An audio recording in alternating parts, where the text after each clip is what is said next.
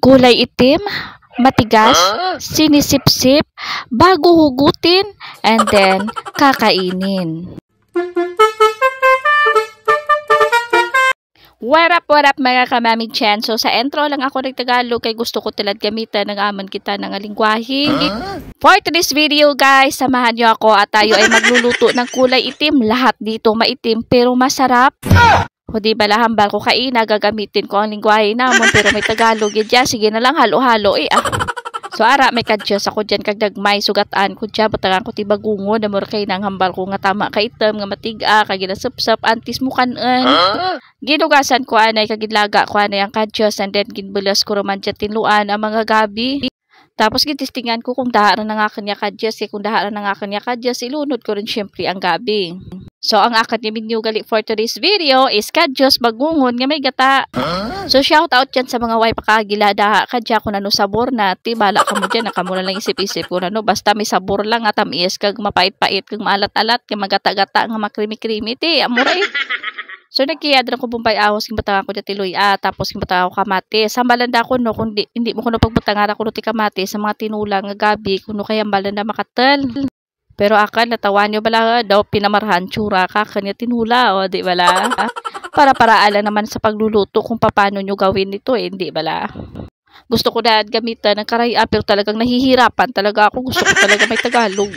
So ayan tinugasan ko ng aking bagungon. Syempre nilabhan ko muna banlawan, lagyan ng downy para naman kahit paano mabango. Char, ay walang ganon ay.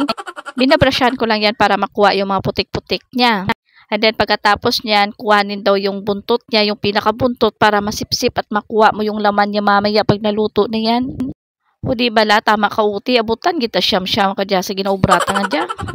So pagkatapos, ayan, ginugasan ko syempre kay mo may mga bilin-bilin at mga shells, hindi mo ra pwede nga itunlan, kikutunlan mo, basi pilas na ikubay. So pagkatapos, kuhugas lang tawan nyo bala guys, kaya amura ang kinakain ko no.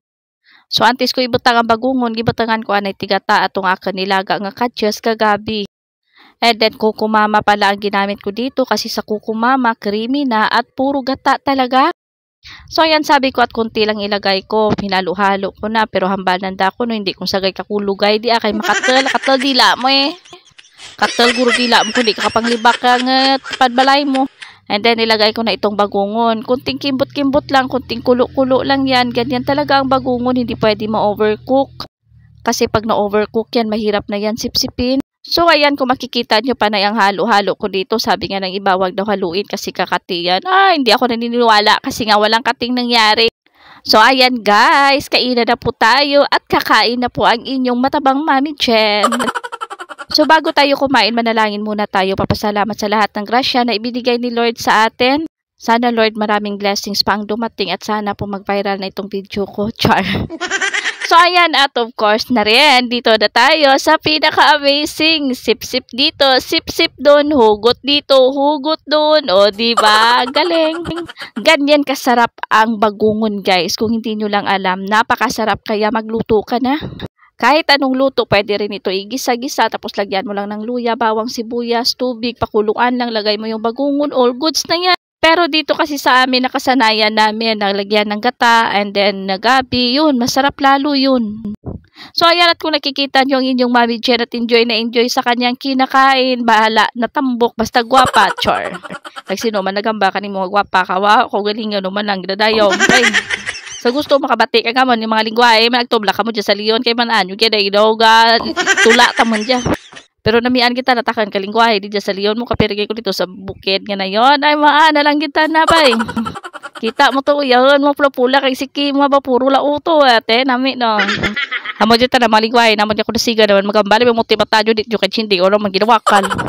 So hanggang dito na lang muna tayo guys. Thank you again for watching. This is your Mami Chen saying bye. Kulang